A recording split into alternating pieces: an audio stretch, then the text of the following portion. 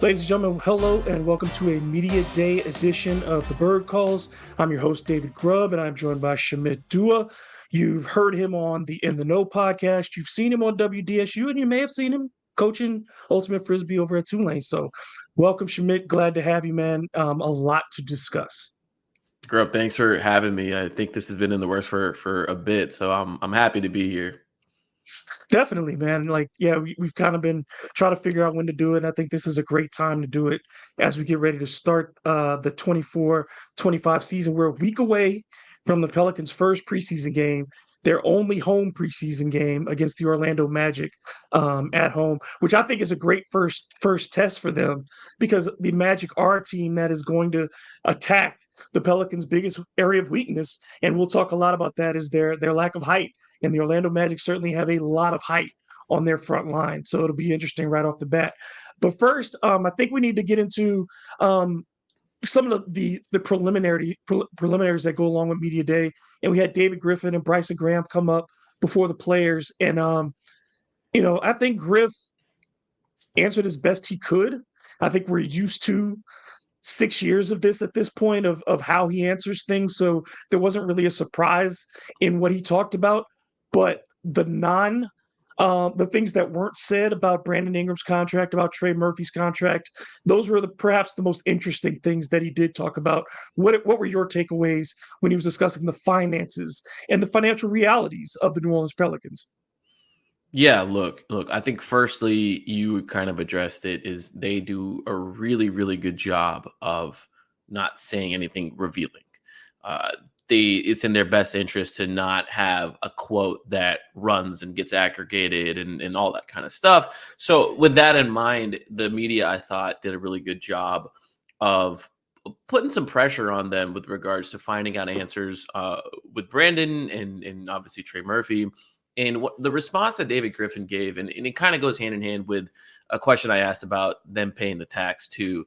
Well, he talked about there being obstructions and like mechanical obstructions for teams being able to trade for certain types of players. And in the past, that if you're a contender, if you want to go get a guy, you could do it. And now there's a lot more restrictions. And I think what he reading between the lines, he was kind of talking about is the type of teams that would be interested in Brandon.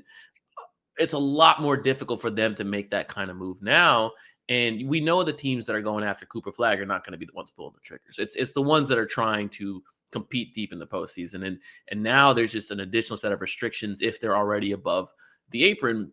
And so I think that's what David Griffin's referring to when he talks about it's mechanically difficult to trade Brandon. But they talked about the contract extension stuff and they danced around it. And eventually, David Griffin said that there's no sort of your way, my way or the highway with Brandon Ingram when it comes to I want a max or that's it. But then when I think Christian Clark followed up on that, well, okay, if he doesn't want a max, why isn't there a deal? David Griffin said they haven't met in the middle yet. Essentially that is what was said. And so I really do wonder how far apart they are in terms of how the Pelicans are valuing Ingram and how Ingram is valuing himself. And I just don't know if I truly believe it isn't max or nothing. I think if that was the case, then there probably were going to be more trade suitors. I think there would be some teams that are more willing to meet in the middle than the Pelicans. I'm speculating. This is all speculation here, but that would be my read on that situation. But they say, that's what David Griffin said. He said there's, it's not max or nothing. And how much does that tie in to Trey Murphy's deal? Because let's say the Pelicans do come up within the next 30 days while camp is going on, they do reach an agreement with Trey. And that could be in the neighborhood of $30 million. I mean, that's just reasonable to suggest based on his experience and his value to this team and to his players like him in the league. So if they do come up with that deal, how much harder then is it absolutely to sign Brandon during the season, when you have to maybe make some other moves to make it fit? Yeah, this is where I think you really get into the mechanical obstruction part of it. I view Trey and Brandon as mutually exclusive entities. You can have one, but not the other. With how this franchise is operated and this ownership group is operated, this is a group that it's never ever ever paid the tax. Now, every single year, we get up there and ask them about their situation with regards to tax, and they're pretty open in saying like, look, when it's the right time, we'll do it. Um, so it's not going to be one of those situations where they take a leap of faith into the tax and they're like, you know what, we got all this talent, we're just going to pay it and hope it works out. I think they want to see, like a few playoff series wins before they even have those kind of conversations, not just appearances, wins, series wins. So with Trey, I think the writing's been on the wall for a long time. He's just a better fit on the team. He's a ready-made replacement. Obviously he's not going to do the ball handling stuff and the playmaking stuff at the level that Brandon does. But with regards to the fit with Zion Williamson, Herb Jones, we talked about how good of a pairing those two are. And now DeJounte Murray, Trey slides right in and does what every team needs him to do. And as you suggested, that $30 million number is not unreasonable. If they come to an agreement, and I think all indications are that that's what they're going to trend towards. And I would expect something to get done a couple of days before the regular season starts, maybe about 2 days or so before. It's just, with deadlines, that's just how things work at the trade deadline. You don't see trades 2 weeks out, you see them the day of, right? I think that's what's going to happen with Trey Murphy. And when that happens, it's just like you're you're putting up a billboard to everybody in the league, like, we're not keeping Brandon. we come get him, or I feel like that billboard's been up for a while, and just with the way the summer's played out, I feel like it's it's been openly advertised, and I'm sure we're about to talk about this, but I thought this media day was more somber than usual. Normally media day is fun, jolly, people are joking around. Sure, there was some of that, but the tone and the vibes of this media day were not immaculate, as they would say. What's interesting is you bring that up. You can tell the guys who were jovial are the guys who feel really secure. You know what I'm saying? Like, quite frankly, and we'll get into these guys, but Jose was relieved. You know what I'm saying? Like, you could see it. Dude is comfortable. He knows he's not going anywhere for a while. They got him. It's great for him, and the Pelicans got him at a value for the limitations that Jose does have. So he's good. Herb Jones, Herb is going to be relaxed regardless, but he's even more. Herb knows, I think, if anybody's going to have to figure something out, you ain't going to figure things out with Herb Jones. He will be in the starting lineup on day one. He's not worried about his spot. Trey Murphy ultimately is calm as well because Trey knows his value. And Trey plainly stated, I'm a starter in the NBA. I know that. So when he has that disposition at this point, to me, it tells me Trey knows he's getting paid one way or another. If he ain't going to start in New Orleans, he's going to start somewhere. So I think Trey has to feel very comfortable, and those were the guys. And Zion, to an extent, I think there's some wariness that we can discuss with Zion, but to an extent, I asked him this directly. I said, dude, this is the first year maybe since you got to Duke that your offseason was just about basketball. Nobody's asking you about your personal life. Nobody's asking you about whether you're going to sign another contract. Nobody's asking you about the rehab from a major injury. You come in, you're relieved. And he said, yeah. And he said, yeah, I feel good. So, I think there was a stark difference. And DeJounte Murray, who also feels very secure in his spot. But the guys, Brandon, CJ, there's a certain uneasiness for them because they're going to be asked probably more than anybody to change this season. Yeah, that's an interesting point to me. Is like, I think we all kind of agree, like those two are the ones that might have to sacrifice a little more. Especially, look, we talk about Trey starting, and I've certainly been advocating for that for since he was a rookie, essentially. It may not shake out that way in the beginning. I'm pretty optimistic as by March, that guy's going to be in the starting line, right? So in order to make that happen, somebody's got to take a back seat. And we've kind of talked about CJ there and Brandon there. What I keep coming back to is Willie Green. Historically, in the 3 years he's been the coach of the Pelicans, he's been slow to make those changes. And it's not that he hasn't made those changes.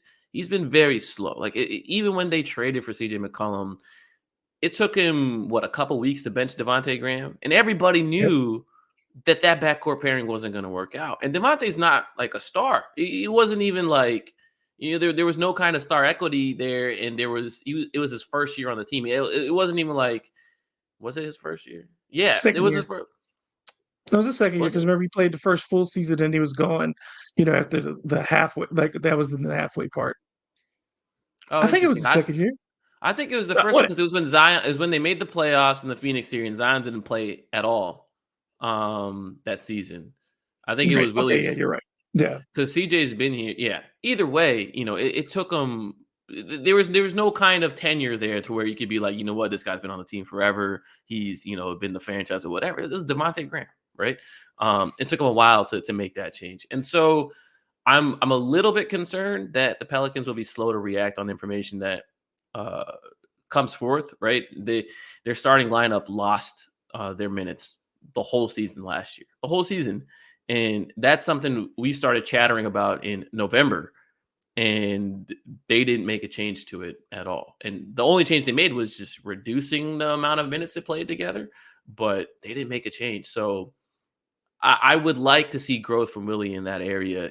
In hey, these are tough decisions. I know it's not easy to go have that conversation with CJ. I know it's not easy to maybe look Brandon in the face and be like, hey, you know what? Like Trey's got it going on right now. Like you're gonna set this quarter out. Like those kind of conversations. But that's why you're the NBA head coach. That's why you were here. You were brought in so you can connect with these players and let them know and get them to buy in a greater vision. Yeah, I think the reality is, and we tried to get Griff and Willie to talk about this, but you're still a team that's been fighting for the play-in spots. Like that's what you've done over the last 3 years. Doesn't matter how many wins you've gotten, how much you've increased, you're still a team that's on the fringes of playoff contention. And this year, it's not going to be enough to win a lot of games. Like you said, I think that this demands everything that they're trying to build with this organization up to this point. It demands that they win a playoff series, like for this season to be any kind of success. You can't just get there again. You've got to win a series, and quite frankly, in the Western Conference, that means you've got to finish in the top five. To You've even have a got to finish in chance. the top Yeah. five. Yeah, because who are you upsetting at 7 or 8 in the Western Conference? It's not going to happen if the usual suspects are climbing in at 1 and 2 and 3. So yeah, for this team, you've got to be a top 5 team if you want to accomplish your goals and justify keeping. If people want this roster to be together, the only way you can even have a sliver of a chance to do that, and economically, it still probably doesn't happen if they win a series. But the only way you even have a chance to make a case for that is if you get home court advantage in at least one round in the playoffs. Well, yeah, and that brings us kind of like full circle. Is like they are over that luxury tax right now. At this moment, few million over. So we all know, everybody in that room knew, we knew they're gonna make a move to get out from under it, right? Because they haven't won those series yet. And even if they were number one in the West, come February, they are not paying that tax. I can promise you that. Like just it's not happening right now, right? The one exception I'll say is like let's say like the stars align and like a guy like Giannis requested a trade or whatever, and the only way to make it work was you had to dip your pinky toe into the tax, and because they already hard capped themselves, so they know they can't even go deeper in the tax. It's that first apron that they're limited in, so they already set an actual restriction. But yeah, I mean, that would be like the only type of scenario they'd be like, all right, February, let's go put Brandon and CJ together, go get this super duper star. And we're gonna be in the text. But that's it. They're not gonna do it. So what is going to happen?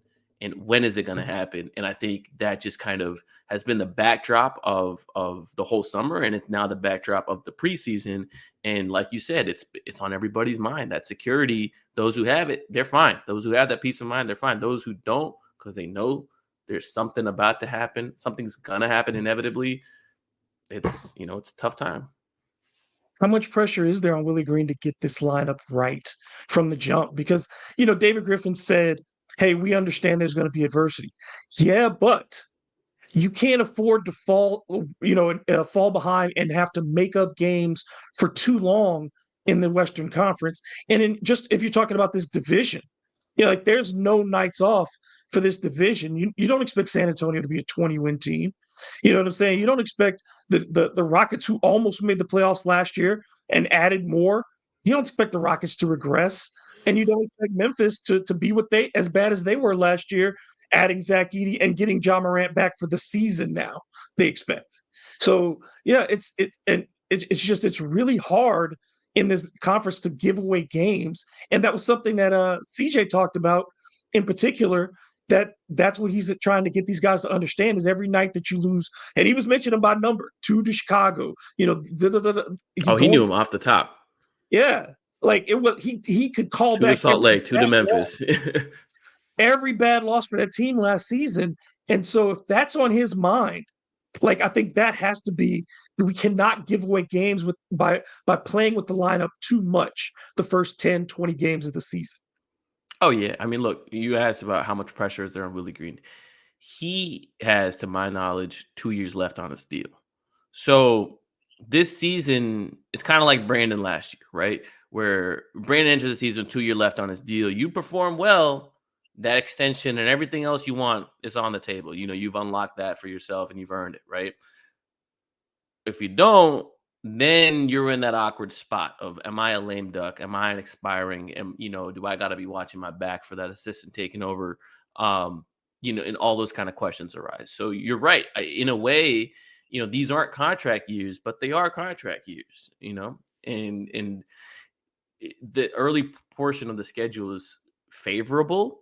I wouldn't say any game in the NBA is easy, but it's as favorable as you're going to get. And to come out the gate, in these first 10 games or so, having those rotations, like I don't want to say they have to be optimized, but like you have an idea of how you're getting your best players on the court for the most amount of time. That's the end goal, right? And then you let the talent take over. So that it's incredibly important. Let's talk about Zion. Um, we already said, he seemed focused on basketball. Like this, there was no question he looked in shape. Like he's not sleek yet, but you can tell he's done his work. He doesn't, like, there was an obvious, and nobody in the media who was there will deny, there was an obvious roundness to Zion last year. The jersey was too snug. Like you could tell that he was overweight when he got to training camp last season. He did not look overweight. He looked big. He looked big, but he did not look overweight. He looked ready to compete. And I think Zion, they talk about it, when the light switch goes on, it feels like it finally is for him, and that he's ready to take this team under his purview. And he knows it only goes as far as I take it. Yeah, I mean, superstars drive the NBA, and superstars are also a very forgiving cushion for teams to fall on if things aren't going right. Like we've seen Jokic drag a team missing Jamal, missing MPJ, starting Facundo Campazzo to 48 wins, playoffs, and have a tough playoff series. We've seen other superstars take on that responsibility. If Zion wants to get to those levels, wants to be viewed as one of the greats in the league, then he's going to have to continue stacking those days. Like, CJ said that Zion's been progressing towards Zion's putting the work. He's going to have to do that, but it's also what the Pelicans are going to require from him. You're not at a talent deficit every single night, but you're certainly at a height deficit, as you mentioned. And if Zion is truly that supernova style talent, then hey, playing small is only going to make him better. So I think a lot is riding on how good of a season he's going to have. There was finally, it seems like, the acknowledgement by everyone that Zion is not a post player. Like everybody today basically admitted Zion is a guy who views himself as a perimeter player who attacks the basket. They want to see him expand his offensive game, certainly with shots. I'm not as concerned about that as maybe the Pelicans want to say that they are. I think that as long as he's being efficient All and lip attacking the service. bucket, they're good. You know what I'm saying? Like take the open three if it's there, dude, but do what you Yeah. do. Like do what you do. Yeah. He's He'll not expand pulling his any game. bigs out of the paint with shooting No. threes. That's just, whatever. But what did you think about their overall, the way they described, the way they envision Zion this year? And do you think honestly, they're finally getting it when it comes to him? What's funny is last year, Willie Green got up there and talked about Zion as being more of a roll man, lob threat, that kind of stuff. And I think the implication there was, well, Brandon's going to be the point guard of the team, right? Um, that didn't really work out for a variety of reasons. We can get into it, but it didn't work out, long and short of it. They went and got DeJounte Murray. Now everyone's, saying, well, Zion is a perimeter player. He grew up playing point guard and all that kind of stuff. And it's so funny to me because the last few times like Willie's coached him, it's taken months to get to like quote unquote point Zion. It's taken months to, it's like, okay, here you go. You got the keys, man. And look, some of that is on Zion. He's got to be in the kind of physical shape that playing that style demands. Like he's got to get himself to that conditioning and earn the trust of his teammates to play that way. But now it seems like, okay, the tune has changed. I really did think like the last few years, it was, hey, this is Brandon's team. And if Zion shows up, then he'll be involved. Now, what I took from it was like, this is more Zion's team. And they're never going to overtly say it, but it certainly seems there's been a shift in messaging. Would you agree with that? Yeah, I mean, like the clear implication today was the ball handlers on this team are Zion and DeJounte. Yeah. Like that's Get your what I threes up, got. yeah. Yeah. I mean, like it's clear that everybody else is playing off of those two guys and has Yeah. to figure out how to survive in that manner. And I think you look at it starts with Zion. I mean, everything was I know people are gonna say, well, no, we waited a long time to talk about Zion. And I think that's because we were cool with it. Like there wasn't a lot to be asked of Zion at this point. We know what he is. He We know knows what he's got to exactly what do. he is. Yeah. So yeah, there wasn't a need to address him. Everybody's got to play around him. He has the least amount of adjusting to do. It doesn't matter who the other four people are on the court. He's going to do what he does. Now, the effectiveness of that is tied to those other people. But like, if we were calling it today, the only three people, there are four people that I think are guaranteed their starting jobs. But if we're talking about in need, it's Zion and Herb, and then everybody else is filling in responsibilities around those two guys. Like that's what this team has to do to be successful. And I think you felt that today, that Zion Williamson is in the center of everything that this franchise wants to do. But he's finally here. It's taken 6 years for us to kind of arrive at this point. And look, again, it's I don't want to say that the organization was blame free in us getting here, or nor Zion was blame free. I think it's been issues on both sides that have kind of contributed to the delay, so to speak, of hey, Zion, the franchise player. But look, better late than never if it works out.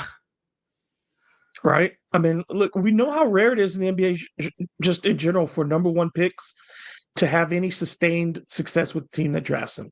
Yeah. Just historically speaking, it doesn't happen. Like you can't even like really in the modern era, it's Kyrie and LeBron, but LeBron had to leave to come back Had for to that to cycle happen for back both of them. in. Yeah.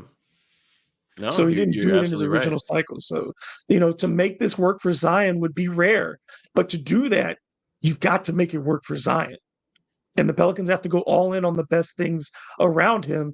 And that's why the debate keeps coming back to Brandon Ingram. And though the financial realities, quite frankly, to me, and as we've discussed, make it inevitable for Brandon to go under the supposition that he's staying for the time being, Sure. it did not look like today that he feels comfortable in not knowing what his role is. It seems he is unsure of where he's going to fit in the new Pelicans. Again, I keep going back to last year and comparing, contrasting the vibes and the tone.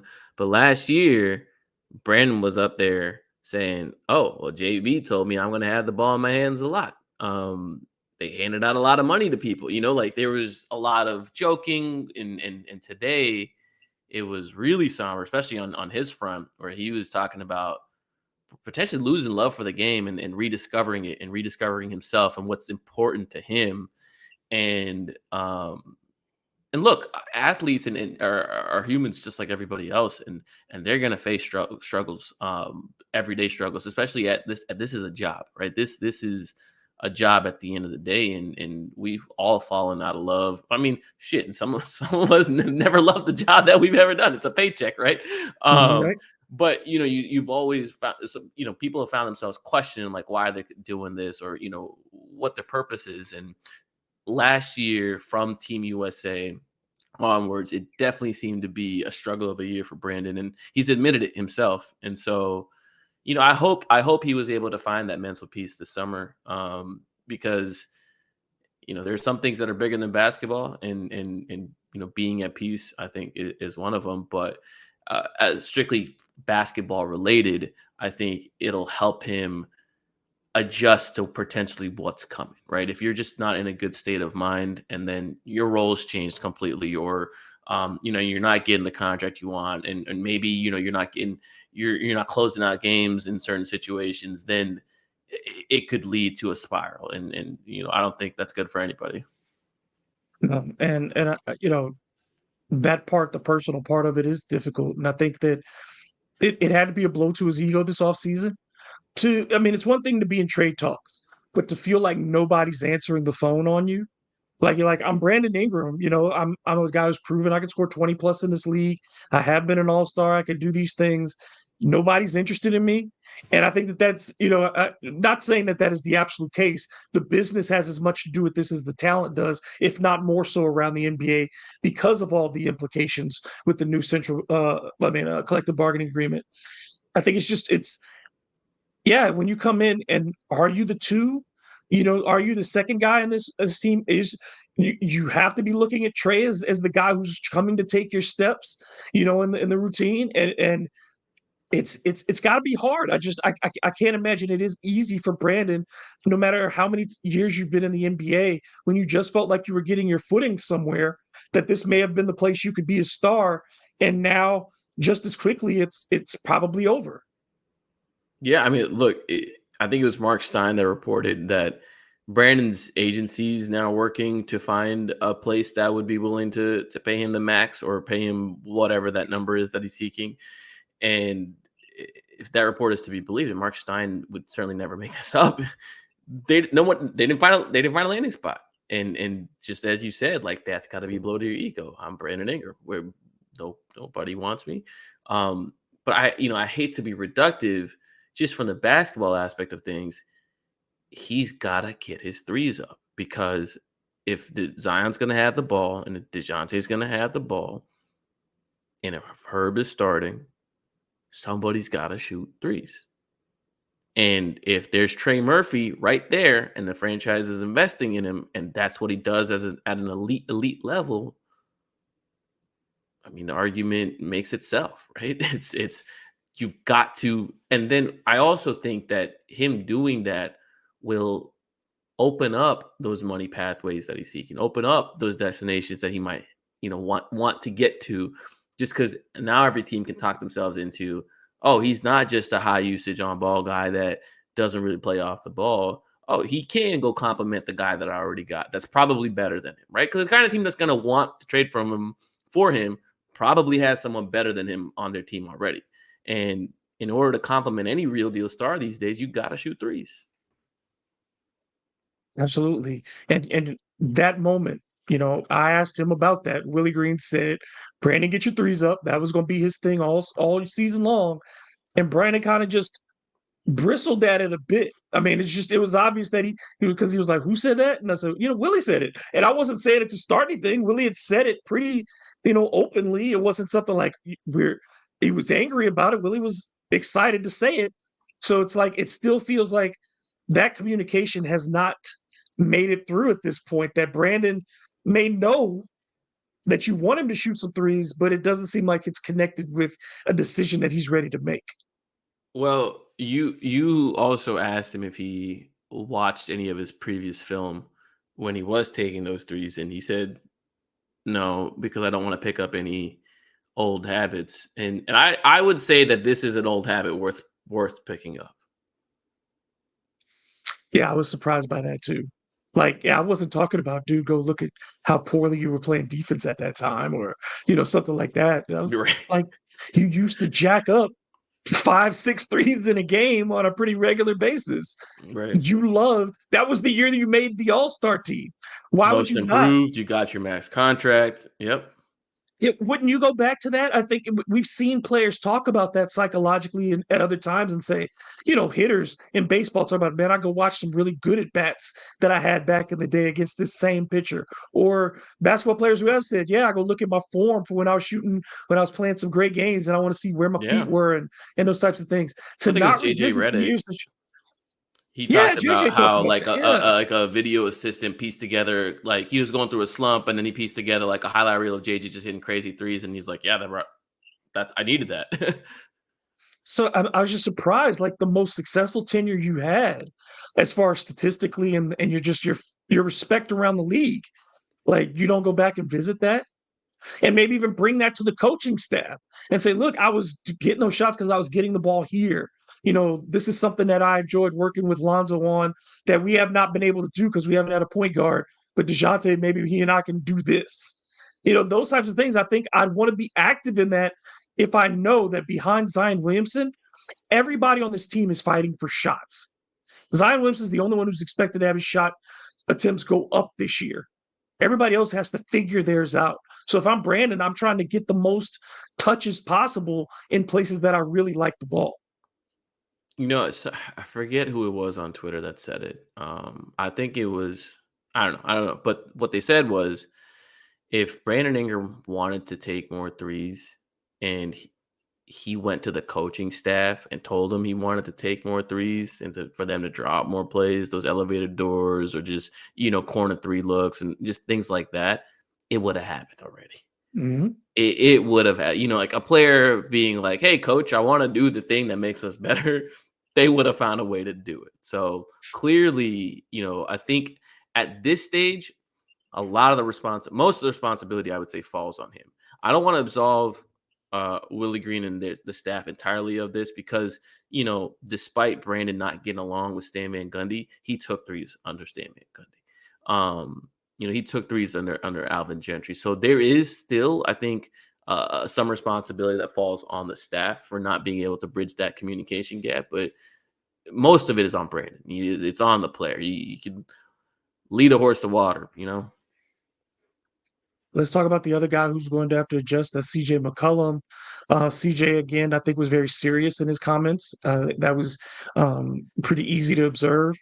As you look for CJ, the guy who's had to change his game multiple times already for this team, um, going into a year again where if it's not Brandon, people think that he's the next one, the first one to get moved because of his salary. And the fact that you do have a Jordan Hawkins behind you, who you could be still interested in developing, who does similar skills. There are younger players on the roster who could become volume 3-point shooters off the bench if CJ is not the defender and passer that he has been in the past.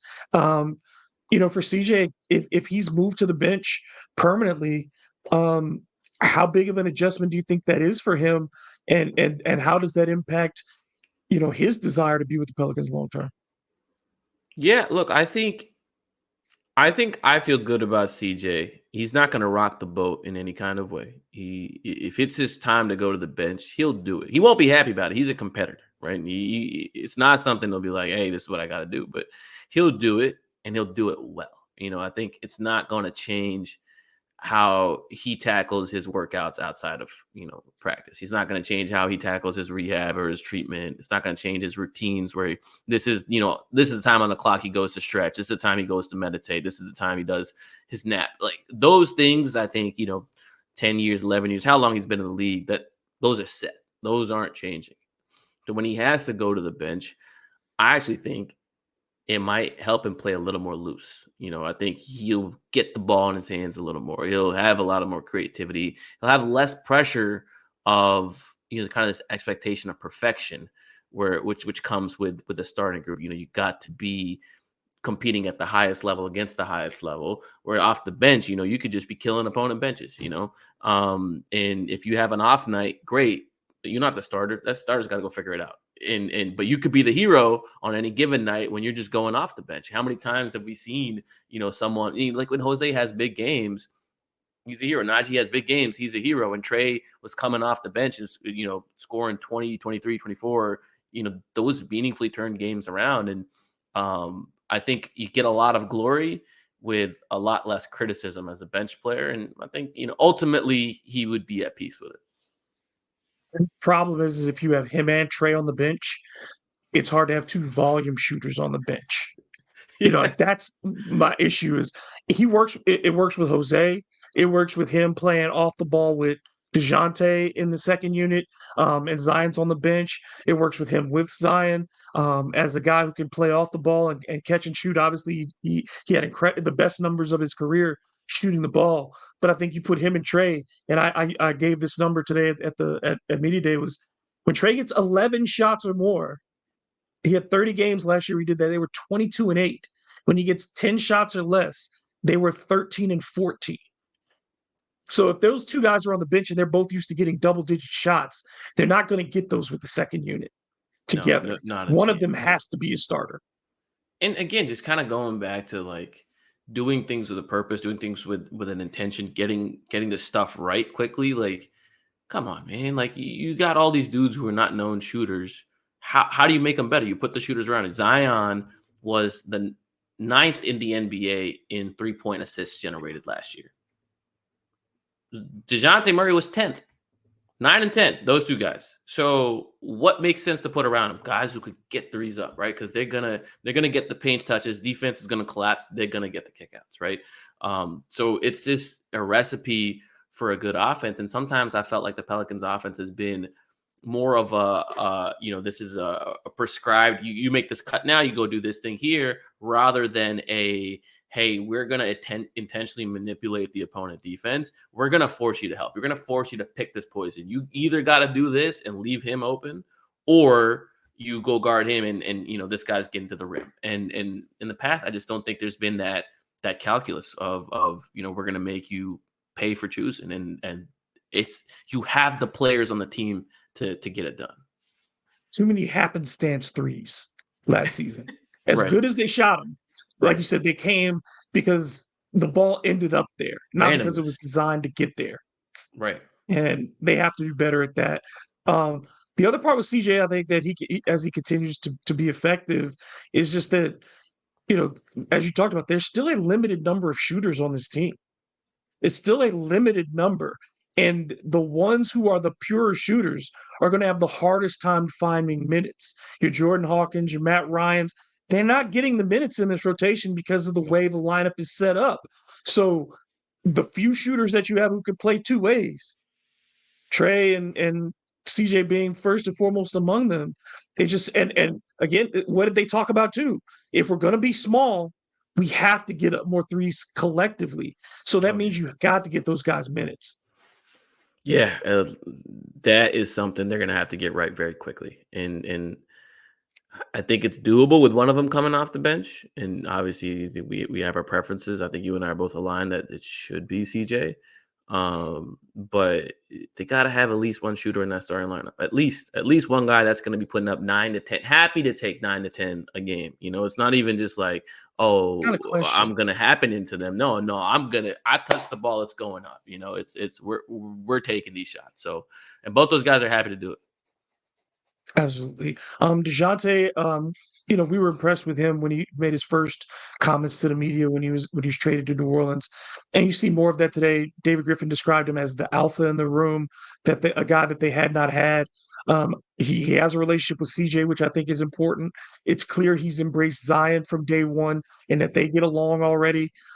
He obviously has ingratiated himself with Herb Jones in talking about defense. And I think that his personality fits along with what he and Jose and Trey as far as being dogged in the way that they play the game. So it feels like DeJounte Murray is Mr. New Orleans at this point. Like everybody has bought in on him and he's bought in on this team.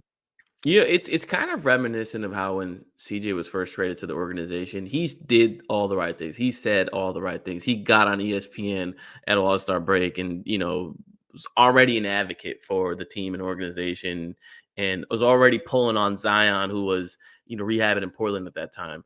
So same thing, DeJounte's come in and now he's, put the cape on and he's, like you said, he's Mr. New Orleans. He's done all of these things. And I think that sort of stuff, even if it's an act, it's still meaningful.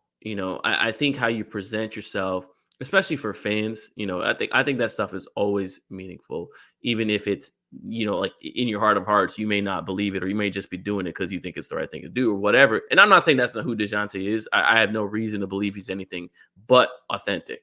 I'm just saying that stuff makes a difference. Now, it's just I'm personally, I just can't wait for that first game just to see him in action. Like, how is he going to work off of Z? How is he going to work off of Brandon, which is the big fit question. Both those guys like to operate in that mid range at that elbow spot.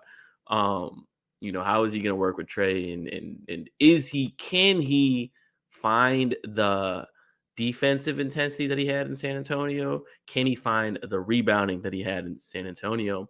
And what's interesting is that he has contract incentives baked in to his rebounding, and to some of this other stuff that it's gonna get him paid if he plays more like he did in San Antonio. He's really capable of it. He did it while Trey was out last season. He what was it, like 20, 28, 9 and 7 or whatever he averaged. It was eye popping numbers. So I don't think he needs to score 28, but can you get 8-9 rebounds a game? Can you get 8-9 assists a game? That would be huge, huge. It's necessary. I mean, we talked about all the rebounds that you've got to replace without Jonas Valanciunas, without Larry Nance, without Dyson Daniels. They were the best defensive and offensive rebounders on your team. Like on a night-to-night basis, especially Dyson at the guard position, did a phenomenal job rebounding per minute when he was on the floor. So you have to get 8 rebounds a game from DeJounte because your front court is tremendously undersized. Zion is not a guy who's going to give you double-figure rebounds on a nightly basis. So I think DeJounte, I think his impact has to be bigger on the defensive end than it is anywhere else. Like he and Herb talked. Well, Herb talked about the two of them. If you can shut down those driving lanes, which is the Pelicans have to do, because they do not have rim protection. They have to shut down driving lanes. If, like you said, DeJounte rediscovers his intensity and he and Herb can cut off folks before they can get 2 feet in the paint, because we know how bad it is for the Pelicans in particular. Every time we see guards get 2 feet in the paint, when they give up offensive rebounds, they don't close off possessions. It's going to be on how well DeJounte stops his man at the point of attack. Yeah, and look, I'm hoping that with a little bit of reduced offensive responsibility, and reduced defensive responsibility, to be honest, he has more of that energy to expend to do all those things that plug in the holes the Pelicans need. And to your point about rebounding, we've talked about it. When you play small, you got to play fast. And there's no better way to play fast is if your guard is getting the rebound and just getting out going, right? He can play make on the fly. He can get to the cup or just cause any kind of chaos. But that only happens if you're grabbing those rebounds. I think he and Herb Jones, he talked about pushing Herb Jones to be a defensive player of the year. Certainly Trey is going to be his advocate for that as well. But the one thing that about Herb at this stage in his career is Herb is going to lead this team in effort, but he's gotten to a point too that we saw out of Herb Jones is he's like, yeah, offense now. Like now I can add this. I mean, we talked about it, only a couple of shots away, 49.8% from the floor, 41% from 3, and 89% from the line. Like those are numbers you do not get from a fifth option. It's an incredible story. Like just the kind of shooter that he was in Alabama. Just under 70% from the free throw line, just from like where he started. Just the scouting report on him was, man, like if he gets to be even a 34% shooter, like this guy's gonna be worth that pick, right?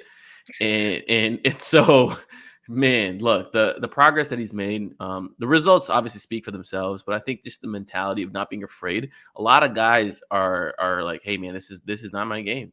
I'm just not gonna get those shots up. And time again, there was opponents that would be like, we're gonna leave him open. And he's like, cool, do it.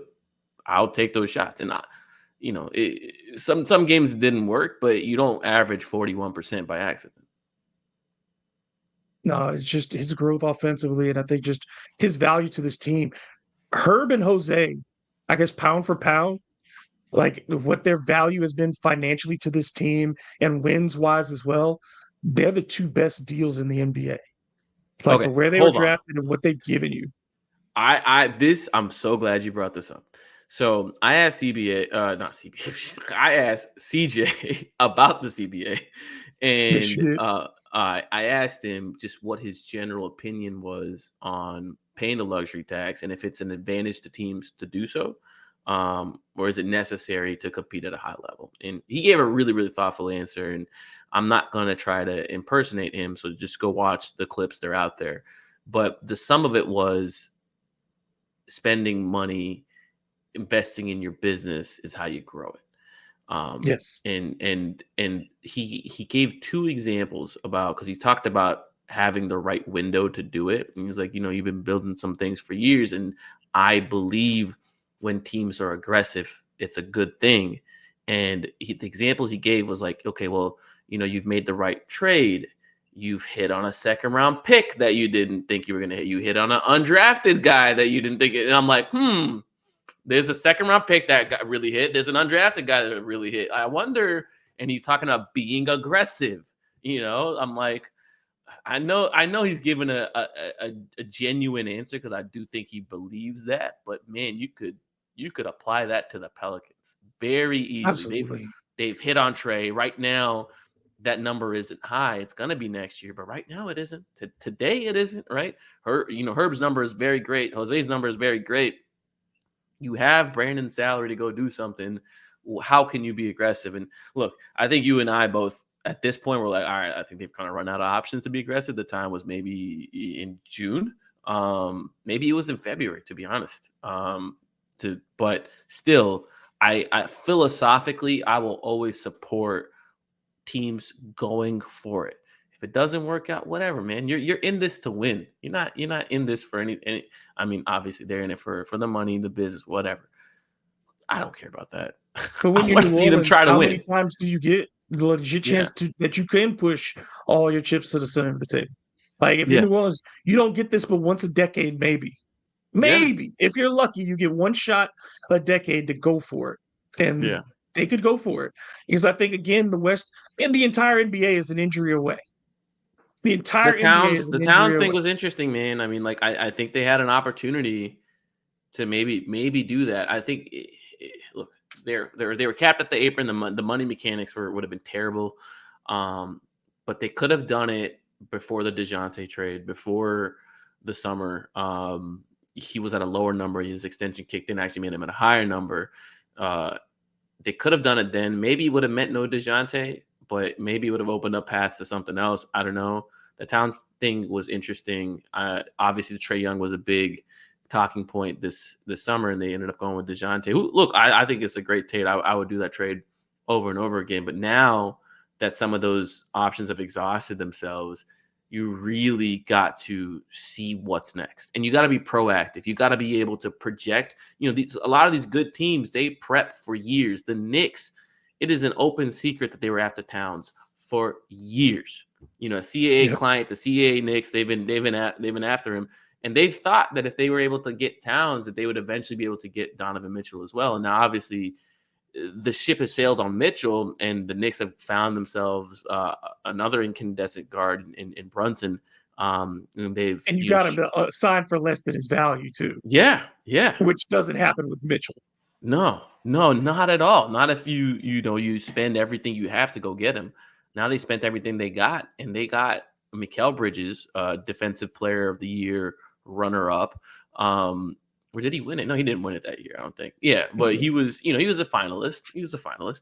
Now you got an All NBA center in Towns, and you're complete at every single position, at least in your starting lineup. So the Pelicans need to be forward thinking and kind of see what's on the horizon with some of these next players and be ready to pounce when that opportunity arises. Because like you said, look, beyond the opportunity of like, okay, teams like the Pelicans don't get a shot. You just don't know how long you have with Z. And that's both from a health perspective and he's going to be on a different team perspective. You just don't know. Like the NBA, you have a certain window. You got to make the most of it. Yeah, you got to win at some point because you just have to assume now that no star is staying 15, 20 years in one place. And I don't think Zion is the type of player who's going to play 15, 20 years in the NBA. So, I mean, you look at him as someone who wants to maximize his opportunity, and he's already given up 5 years of his career. and Right. without a playoff series win, without a Could be playoff half series his career. appearance for him. Yeah. So yeah, I mean, like if he gets 12, 14 years, I'd be, like that. I'd be like, that's great for Yeah. Zion, but I don't think he does all 14 in any one place. I mean, that's just the NBA. The reality of the NBA today is that Like stars don't who's stay. left right now on their own team? Like it's Giannis Steph and Giannis, right? and And Embiid. Embiid. And Right. Embiid is also unique to that because of his injury history. Like his Right. value is so unique to the Sixers because they can't really get rid of him, and nobody I don't think would like as good as he is. It's hard to take that risk. I mean, so it's like Yeah. Jokic, Embiid, Giannis, and those are all extremely unique circumstances too Right. of teams that got to the finals or were in a championship condition relatively quickly. Like by year 5 for all of those guys, you're Yeah. talking about first team All NBA appearances, Oh yeah. Eastern Conference, Western Conference playoff runs. You haven't had that for Zion at all. You can hope Like you're that eighth, this is the year. Yeah. like you're eighth. That's what you Yeah. are, and it's Yeah. the relativism of 49 wins is so hard for people to get because like it's fine, like 49 that feels really good, but relatively speaking, you're still eighth. Like if Like you were that's where you to are. like if I were to say they're gonna win 49 this year, would you take that? Like if I gave you a button, No, like a taking the mystery under. box, and I give you 49, will you open in the mystery box or you taking the 49? Mystery box because I think Yeah. they're under 49. I mean, I think they're under 45, but that doesn't You mean wouldn't that they take the won't be a guaranteed good team. 49, I mean? I don't think. Oh, Oh, sorry. I'm take I'm the framing it. guarantee. Yeah, yeah, yeah. Sorry. Yeah, If you could play the season out and you can like path A is I guarantee you 49 wins. Path B is a mystery box. Which one would you rather go with? then I take the 49. You'd have to guarantee them, yeah, because that's the only way. That's the only Yeah. way. I think that it is going to be a really hard time for this team in certain ways, and the things that they struggle with. It'd be one thing if everybody you brought in was that you felt like, yeah, they're going to box out every night. They're going to Yeah. defend every night. Some of the guys I know who will. And I think most fans who think about it are all going to say the same names. And that's the Yeah. hard thing is I think 9 times out of 10, you ask people who are the best 5 players, they're going to say the same people. So who should be starting and who should be getting the most minutes? And it's not Daniel Tice. I'm sorry. It's not, it's not any of Javonte the bigs Green. that you like. You can get hype about Carlo if you want, and I bless his heart, man, dude. I want Carlo to do well, but Yeah. if he's playing 20 minutes a night, there's a problem. Because Like someone there's a else is not problem. getting minutes. Yeah. And why aren't they getting minutes? Are they hurt or is it incompetence? Right. Like there's no good way for any of those guys at the bottom of the bench that you get really hyped about. And I want to see what Javante Green can do, sure, but if he's playing a lot of minutes, something bad has happened. Like that's the truth here. If Antonio Reeves is interesting, something bad has happened to multiple players. Like there are 8 players that you want to see on the court for this team on a regular basis. There are 8. Yeah. Yeah, like I don't, like you look at the Knicks, like no one's like, oh, I wonder what Keita Bates Diop's gonna do. Like, no, you're looking at like what's OG gonna do? What's Mikal gonna do? What's Towns gonna do? Like, like it's yeah, I think people end up being entirely too concerned for 10th men on NBA rosters. Yeah, like that's if the Pelicans are ever going to be a good team, that means you're down to 8, 9 guys on a night. Like you're not seeing player number 11 get off the bench. Like you no, don't get hype about any of this in the preseason. I think the only thing we're looking at is do they rebound and do they close possessions? Because the offense is going to be funky to begin with. But in the preseason, are they committed to getting rebounds? Do you see guys doing that part of it? Are they cutting off penetration? Are they communicating defensively? Because the offense, I think, will figure itself out. That one is a little bit tough to me because like a lot of vets just coast in the preseason, so it's kind of it's hard for me to look at that and be like, man, like this is Just not what the the regular MLB. season is going to be. Yeah, but it also can't be what it was last preseason. Last preseason there was just melees. It was like them dudes were just walking on the floor. It basically looked like that in season game, and that's what the whole preseason was like that in-season tournament game. And what's funny is like those habits carried over. Like that kind of mentality, that start to the year was kind of funky, man. It looked like there was 14 dudes trying to play Borrego ball and one dude trying to play something else. And then, that the whole offense got derailed. So to your point about like what to look for in the preseason, I am interested to see if we're seeing more of a return of a Borrego ball. I am interested to see if there's creativity in those offensive sets. Because these are the times you can run your scripted plays and really just because you're trying to get reps, you're trying to get the timing right, you're trying to get get to the spots. Um, but yeah, you're right. Like, hey, let's not sleepwalk through the preseason, please. I think that's the thing for Herb and DeJounte is to set tempo. Is to what are we going to be? Like it may only be for 3 minutes where they give a damn. You know what I mean? But like those 3 minutes that you guys decide to give a damn, show me what you got. Like, Yeah, show me that you're yeah, going to communicate because those are habits that are going to have to develop really quickly. They have to talk. They have to be aware constantly defensively if this is going to work with them playing lack of height ball. I get, they don't want to say that they're yeah, small, but they lack height. And that's just the fact of the matter. It doesn't matter how long your arms are. It helps when there's a torso a little bit higher. Like this game is built for bigger people. Like yeah. that's just the nature of basketball. It is. I mean, you're absolutely right. That's why like historically, like you look at number one picks, like the vast majority of them have been bigs. like the That game seven is four meant dude to in be San played big. Antonio. Yeah, I yeah. mean, it's. But anyway, I think I'm excited though. I think it's going to be so much to watch during the season. Besides the basketball thing, there will be a lot of compelling things to watch with this team and its growth, in particular on the court.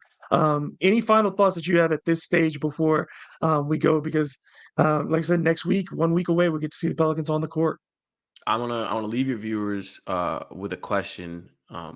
Do you think the Pelicans actually trade Brandon this year, or is he completing that deal out? Because before you answer that, they can get under the tax by moving CJ for something else. So like it doesn't have to be Brandon to get under the tax. They can just dump Jordan Hawkins into somebody's cap space and figure something out there. So there's ways, even though they're not appetizing, because you're either losing picks for some young players or whatever. But do you think Brandon Ingram is on the team after the trade deadline? My gut says no. My gut says no. I just don't think it's tenable. Hmm. But it can't work. And at some point, you've got to decide what this team is. And if like we both agree that you can only choose one or the other, you can only have Trey or Brandon. And if I choose Trey, it is in my best interest to get Trey all the reps now.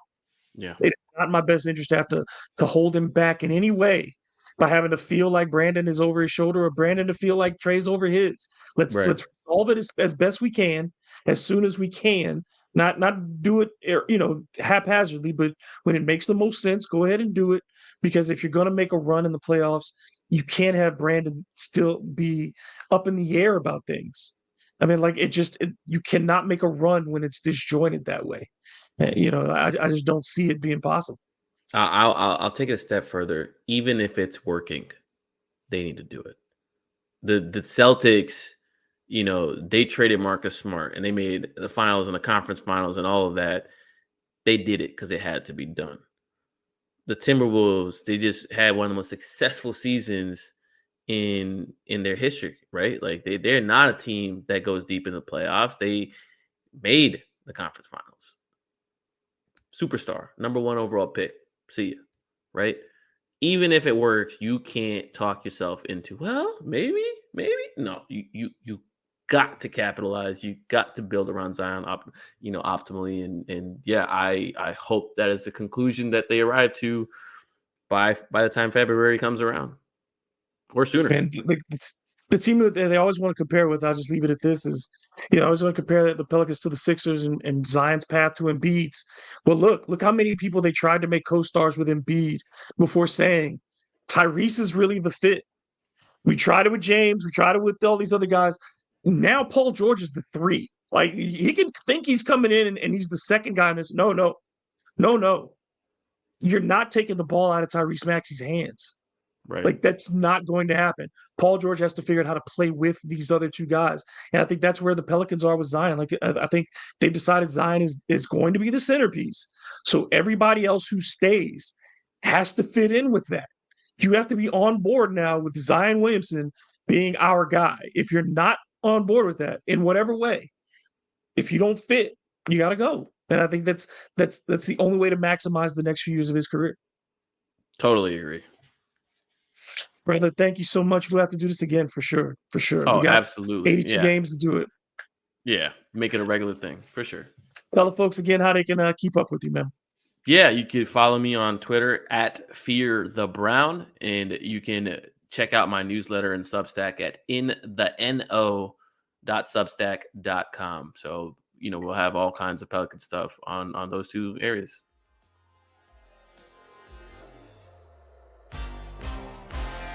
All right. Until the next time, I'm David